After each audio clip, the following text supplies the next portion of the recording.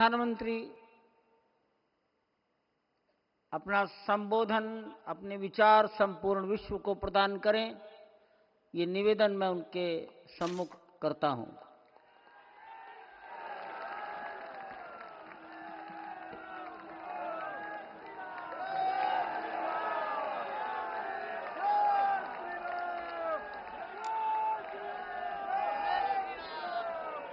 सियावर रामचंद्र की,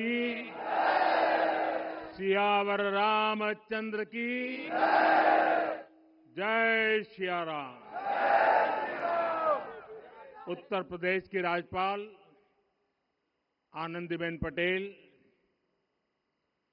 राष्ट्रीय स्वयंसेवक संघ के परम पूजनीय सरसंघ चालक डॉक्टर मोहन भागवत जी, उत्तर प्रदेश के मुख्यमंत्री योगी आदित्यनाथ जी, श्री राम जन्मभूमि तीर्थ क्षेत्र ट्रस्ट के अध्यक्ष पूज्य महंत नृत्य गोपाल दास जी,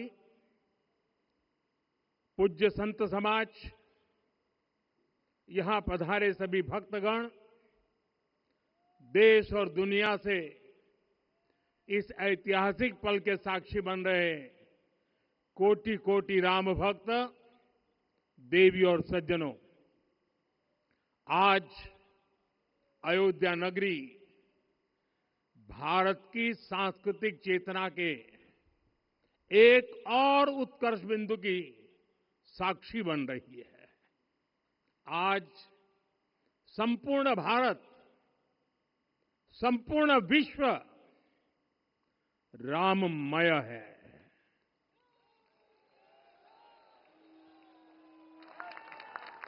हर राम भक्त के हृदय में अद्वितीय संतोष है, असीम कृतज्ञता है, अपार अलौकिक आनंद है।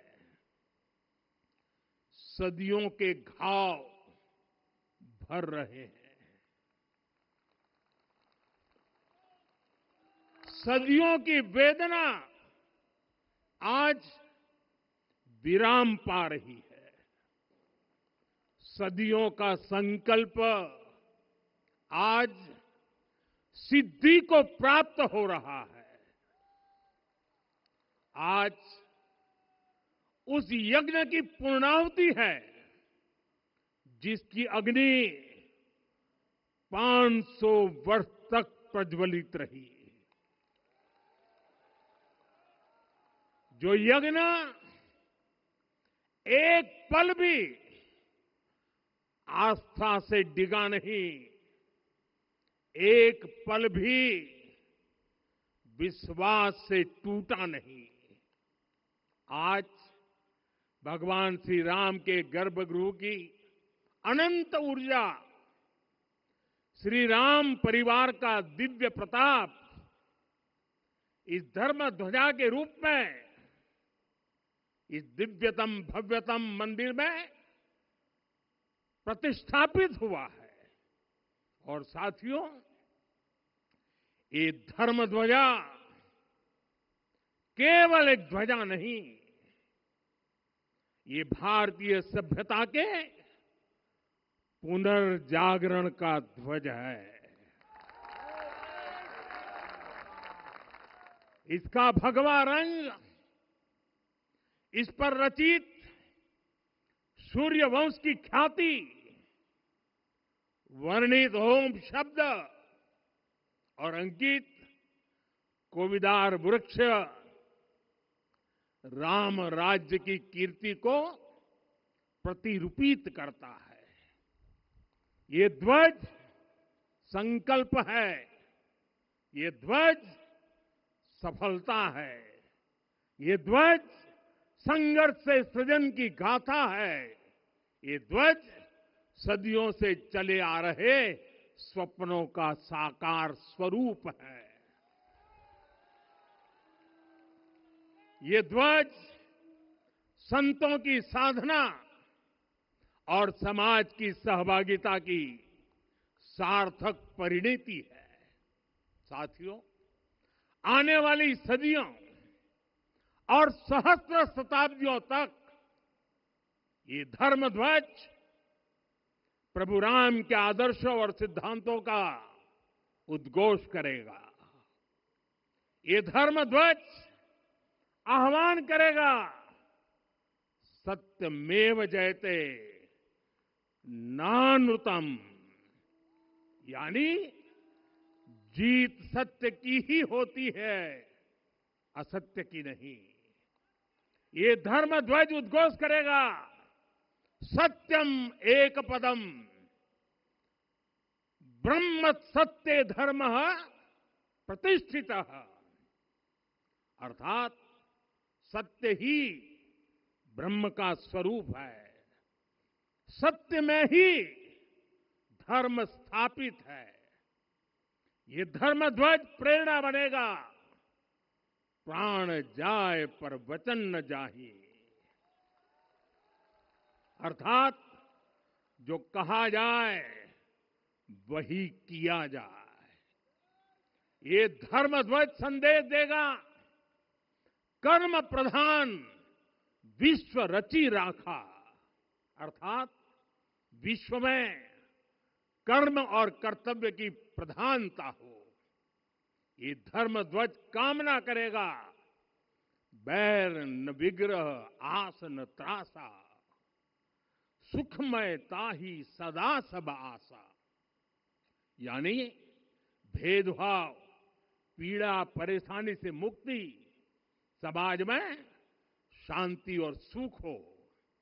ये धर्म ध्वज हमें संकल्पित करेगा, नहीं दरिद्र को दुखी न दीना, यानी हम ऐसा समाज बनाएं जहां गरीबी न हो, कोई दुखी या लाचार न हो। साथियों, हमारे ग्रंथों में कहा गया है, आरोपितम ध्वजम दृष्ट्वा ये अभिनंदनित धार्मिका ते अपि सर्वे प्रमुच्यते महापातक कोटि भी, यानी जो लोग किसी कारण मंदिर नहीं आ पाते और दूर से मंदिर के ध्वज को प्रणाम कर लेते हैं, उन्हें भी उतना ही पुण्य मिल जाता है। साथियों, ये धर्म ध्वज भी इस मंदिर के ध्येय का प्रतीक है। ये ध्वज दूर से ही राम लला की जन्मभूमि के दर्शन कराएगा और युगों युगों तक प्रभु श्री राम के आदेशों और प्रेरणाओं को मानव मात्र तक पहुंचाएगा। साथियों, मैं संपूर्ण विश्व के करोड़ों राम भक्तों को इस अविस्मरणीय क्षण की, इस अद्वितीय अवसर की हार्दिक शुभकामनाएं देता हूं। मैं आज उन सभी भक्तों को भी प्रणाम करता हूं, हर उस दानवीर का भी आभार व्यक्त करता हूं जिसने राम मंदिर निर्माण के लिए अपना सहयोग दिया। मैं राम मंदिर के निर्माण से जुड़े हर श्रमवीर, हर कारीगर, हर योजनाकार, हर वास्तुकार, सभी का अभिनंदन करता हूं। साथियों, अयोध्या वह भूमि है जहां आदर्श आचरण में बदलते हैं। यही वह नगरी है जहां श्री श्री राम ने अपना जीवन पथ शुरू किया था। इसी अयोध्या ने संसार को बताया कि एक व्यक्ति कैसे समाज की शक्ति से, उसके संस्कारों से पुरुषोत्तम बनता है। जब श्री राम अयोध्या से वनवास को गए तो वे युवराज राम थे, लेकिन जब लौटे तो मर्यादा पुरुषोत्तम बनकर के आए। और उनके मर्यादा पुरुषोत्तम बनने में महर्षि वशिष्ठ का ज्ञान, महर्षि विश्वामित्र की दीक्षा, महर्षि अगस्त्य का मार्गदर्शन, निषाद राज की मित्रता, मां शबरी की ममता, भक्त हनुमान का समर्पण, इन सब की अनगिनत ऐसे लोगों की महत्वपूर्ण भूमिका रही है। साथियों, विकसित भारत बनाने के लिए भी समाज की इसी सामूहिक शक्ति की आवश्यकता है। मुझे बहुत खुशी है कि राम मंदिर का दिव्य प्रांगण भारत के सामूहिक सामर्थ्य की भी चेतना स्थली बन रहा है। यहां सप्त मंदिर बने हैं।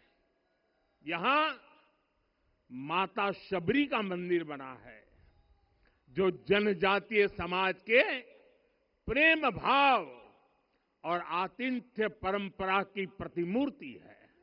यहां निषादराज का मंदिर बना है।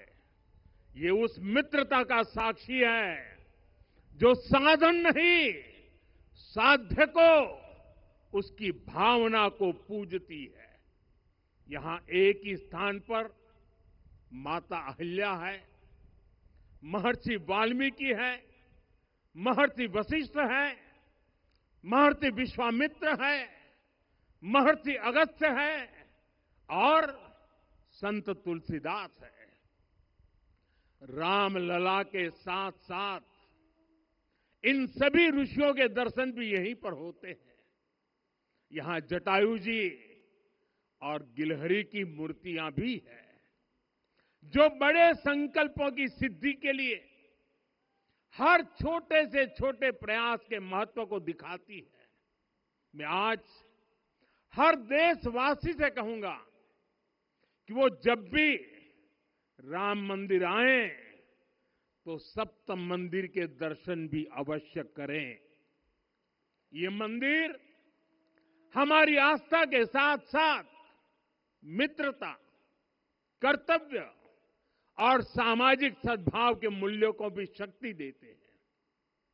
साथियों, हम सब जानते हैं हमारे राम भेद से नहीं, भाव से जुड़ते हैं।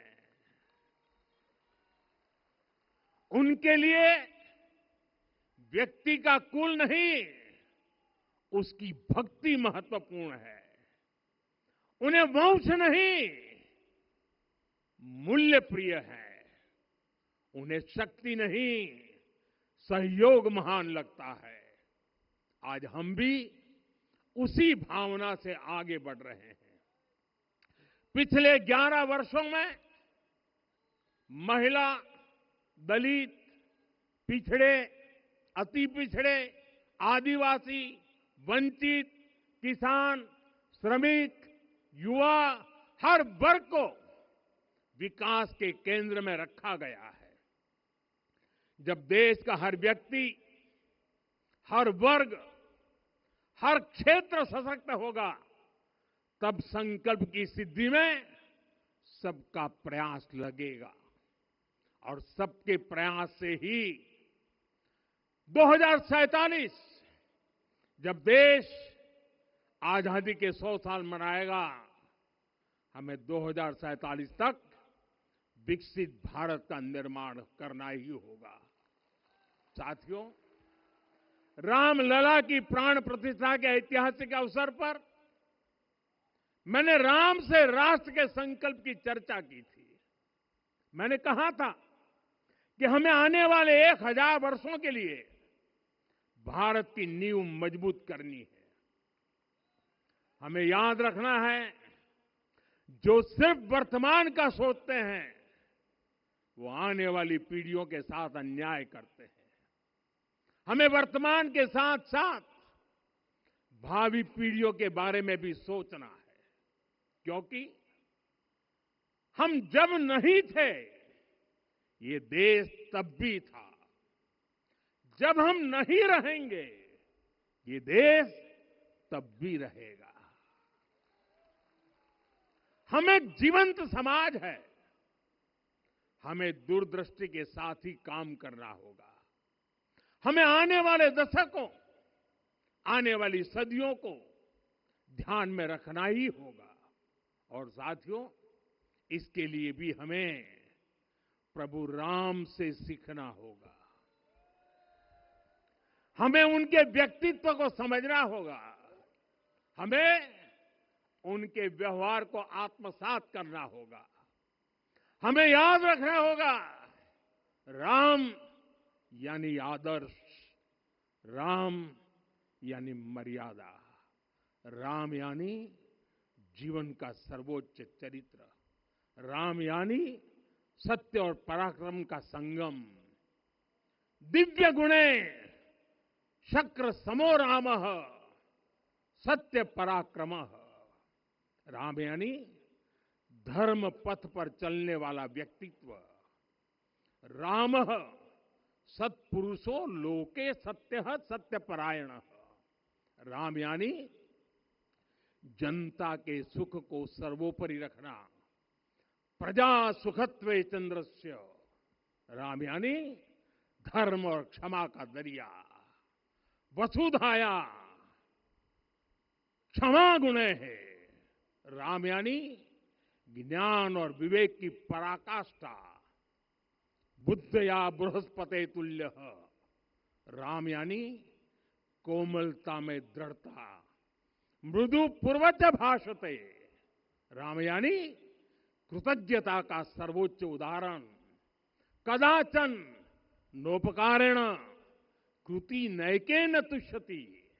राम यानी श्रेष्ठ संगति का चयन।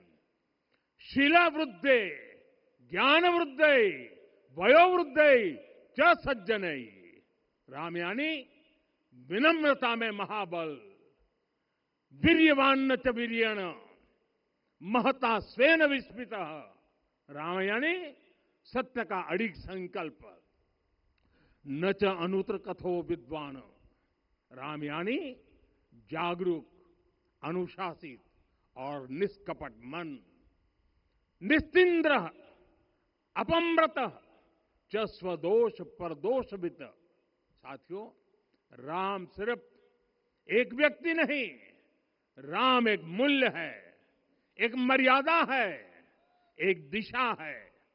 अगर भारत को साल 2047 तक विकसित बनाना है, अगर समाज को सामर्थ्यवान बनाना है, तो हमें अपने भीतर राम को जगाना होगा। हमें अपने भीतर के राम की प्राण प्रतिष्ठा करनी होगी। और इस संकल्प के लिए आज से बेहतर दिन और क्या हो सकता है। साथियों, 25 नवंबर का यह ऐतिहासिक दिन अपनी विरासत पर गर्व का एक और अद्भुत क्षण लेकर आया है। इसकी वजह है धर्म ध्वजा पर अंकित कोविदार वृक्ष। ये कोविदार वृक्ष इस बात का उदाहरण है कि जब हम अपनी जड़ों से कट जाते हैं तो हमारा वैभव इतिहास के पन्नों में दब जाता है। साथियों, जब भरत अपनी सेना के साथ चित्रकूट पहुंचे तो लक्ष्मण ने दूर से ही अयोध्या की सेना को पहचान लिया। ये कैसे हुआ, इसका वर्णन वाल्मीकि जी ने किया है। और वाल्मीकि जी ने क्या वर्णन किया है? उन्होंने कहा है, विराजित उद्गत स्कंधम कोविदार ध्वज रथे। लक्ष्मण कहते हैं, राम, सामने जो तेजस्वी प्रकाश में विशाल वृक्ष जैसा ध्वज दिखाई दे रहा है, वही अयोध्या की सेना का ध्वज है। उस पर कोविदार का शुभ चिन्ह अंकित है। साथियों, आज जब राम मंदिर के प्रांगण में कोविदार फिर से प्रतिष्ठित हो रहा है, यह केवल एक वृक्ष की वापसी नहीं है, यह हमारी स्मृति की वापसी है। हमारी अस्मिता का पुनर्जागरण है, हमारी स्वाभिमानी सभ्यता का पुनः उद्घोष है। कोविदार वृक्ष हमें याद दिलाता है कि जब हम अपनी पहचान भूलते हैं तो हम स्वयं को खो देते हैं, और जब पहचान लौटती है तो राष्ट्र का आत्मविश्वास भी लौट आता है। और इसलिए मैं कहता हूं, देश को आगे बढ़ना है तो अपनी विरासत पर गर्व करना होगा। साथियों, अपनी विरासत पर गर्व के साथ साथ एक और बात भी महत्वपूर्ण है, और वो है गुलामी की मानसिकता से पूरी तरह मुक्ति। आज से 190 साल पहले 190 साल पहले साल 1835 में 1835 में मैकाले नाम के एक अंग्रेज ने भारत को अपनी जड़ों से उखाड़ने के बीज बोए थे। मैकाले ने भारत में मानसिक गुलामी की नींव रखी थी। 10 साल बाद यानी 2035 में उस अपवित्र घटना को 200 वर्ष पूरे हो रहे हैं। कुछ दिन पहले मैंने एक कार्यक्रम में आग्रह किया था कि हमें आने वाले 10 वर्षों तक उस 10 वर्षों का लक्ष्य लेकर चलना है कि भारत को गुलामी की मानसिकता से मुक्त करके रहेंगे। साथियों, सबसे बड़ा दुर्भाग्य यह है कि मैकाले ने जो कुछ सोचा था उसका प्रभाव कहीं व्यापक हुआ। हमें आजादी मिली, लेकिन हीन भावना से मुक्ति नहीं मिली। हमारे यहां एक विकार आ गया कि विदेश की हर चीज, हर व्यवस्था अच्छी है और जो हमारी अपनी चीजें हैं उनमें खोट ही खोट है। साथियों, गुलामी की यही मानसिकता है जिसने लगातार यह स्थापित किया। हमने विदेशों से लोकतंत्र लिया। कहा गया कि हमारा संविधान भी विदेश से प्रेरित है, जबकि सच ये है कि भारत लोकतंत्र की जननी है, मदर ऑफ डेमोक्रेसी है। लोकतंत्र हमारे डीएनए में है। साथियों, अगर आप तमिलनाडु जाएंगे तो तमिलनाडु के उत्तरी हिस्से में उत्तीर मेरूर गांव है। वहां हजारों वर्ष पहले का एक शिलालेख है। उसमें बताया गया है कि उस कालखंड में भी कैसे लोकतांत्रिक तरीके से शासन व्यवस्था चलती थी, लोग कैसे सरकार चुनते थे। लेकिन हमारे यहां तो मैग्ना कार्टा की प्रशंसा का ही चलन रहा। हमारे यहां भगवान बसवन्ना, उनके अनुभव मंटपा की जानकारी भी सीमित रखी गई। अनुभव मंटपा यानी जहां सामाजिक, धार्मिक और आर्थिक विषयों पर सार्वजनिक बहस होती थी, जहां सामूहिक सहमति से निर्णय लिए जाते थे। लेकिन गुलामी की मानसिकता के कारण इस भारत की कितनी ही पीढ़ियों को इस जानकारी से भी वंचित रखा गया। साथियों, हमारी व्यवस्था के हर कोने में गुलामी की इस मानसिकता ने डेरा डाला हुआ था। अब याद करिए, भारतीय नौसेना का ध्वज सदियों तक उस ध्वज पर ऐसे प्रतीक बने रहे जिनका हमारी सभ्यता, हमारी शक्ति, हमारी विरासत से कोई संबंध नहीं था। अब हमने नौसेना के ध्वज से गुलामी के हर प्रतीक को हटाया है। हमने छत्रपति शिवाजी महाराज की विरासत को स्थापित किया है। और ये सिर्फ एक डिजाइन में बदलाव नहीं हुआ, ये मानसिकता बदलने का क्षण था। ये वो घोषणा थी कि भारत अब अपनी शक्ति अपने प्रतीकों से परिभाषित करेगा, न कि किसी और की विरासत से। और साथियों, यही परिवर्तन आज अयोध्या में भी दिख रहा है। साथियों, ये गुलामी की मानसिकता ही है जिसने इतने वर्षों तक रामत्व को नकारा है। भगवान राम अपने आप में एक वैल्यू सिस्टम है। ओरछा के राजा राम से लेकर रामेश्वरम के भक्त राम तक और शबरी के प्रभु राम से लेकर मिथिला के पाहुन राम जी तक, भारत के हर घर में, हर भारतीय के मन में और भारतवर्ष के हर कण कण में राम है। लेकिन गुलामी की मानसिकता इतनी हावी हो गई कि प्रभु राम को भी काल्पनिक घोषित किया जाने लगा। साथियों, अगर हम ठान लें अगले 10 साल में मानसिक गुलामी से पूरी तरह मुक्ति पा लेंगे, और तब जाकर के ऐसी ज्वाला प्रज्वलित होगी, ऐसा आत्मविश्वास बढ़ेगा कि 2047 तक विकसित भारत का सपना पूरा होने से भारत को कोई रोक नहीं पाएगा। आने वाले 1000 वर्ष के लिए भारत की नींव तभी सशक्त होगी जब मैकाले की गुलामी के प्रोजेक्ट को हम अगले 10 साल में पूरी तरह ध्वस्त करके दिखा देंगे।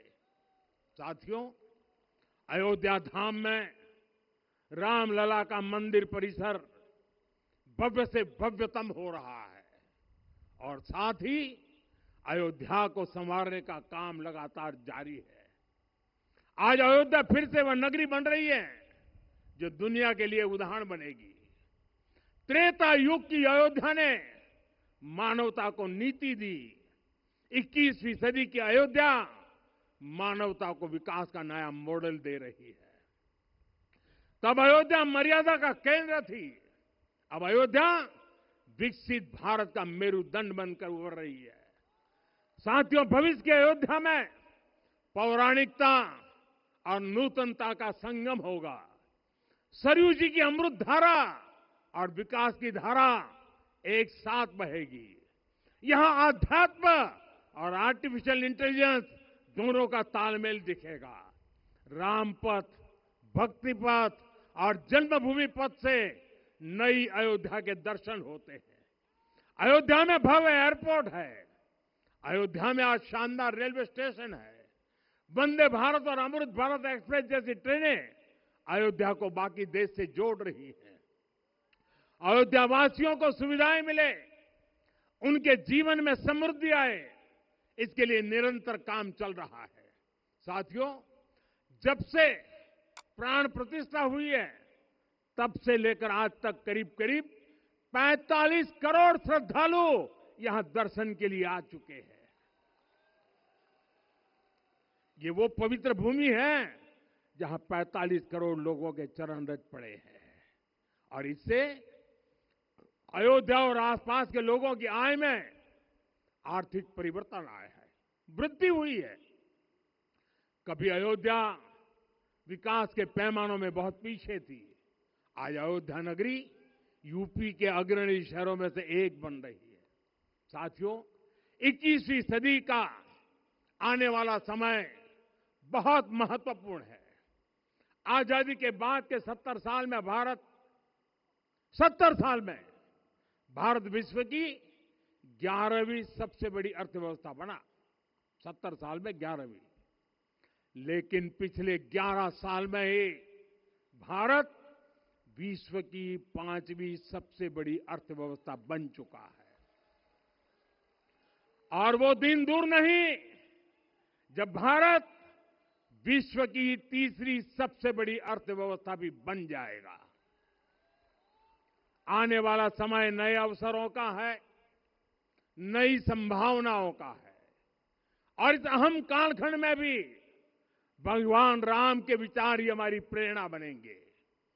जब श्री राम के सामने रावण विजय जैसा विशाल लक्ष्य था, तब उन्होंने कहा था, सौरज धीरज ते ही रथ चाका, सत्यशील दृढ़ ध्वज पताका, बल विवेक दम परहित गोरे, क्षमा कृपा समता रजु जोरे।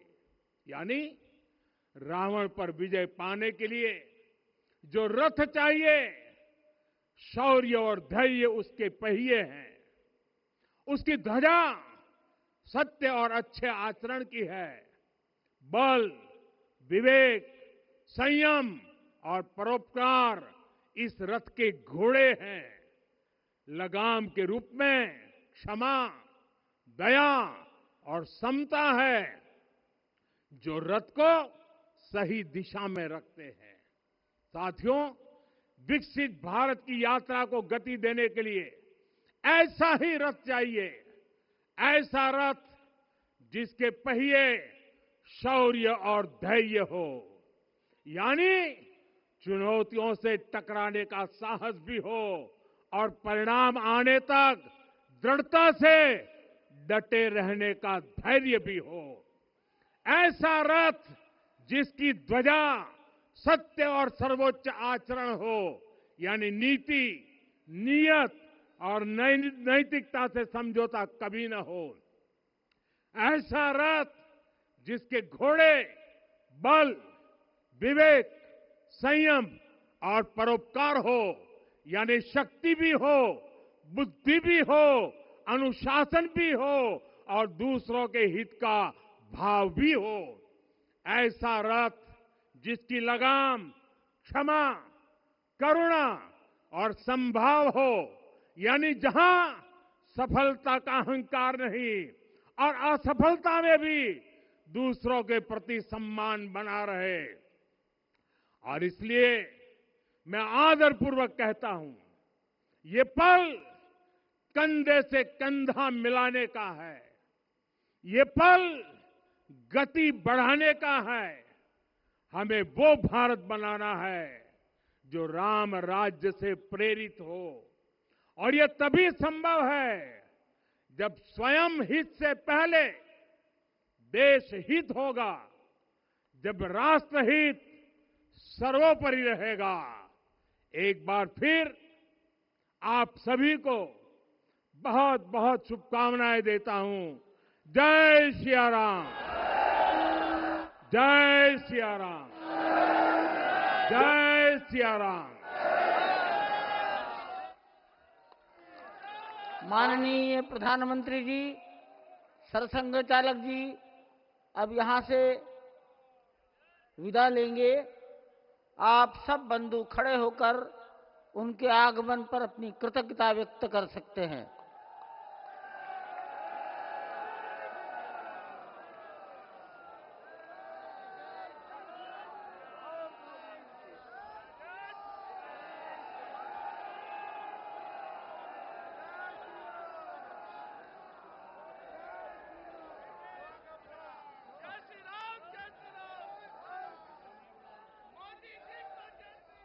पूज्य महंत नृत्य गोपाल दास जी को प्रधानमंत्री जी ने चरण स्पर्श किया।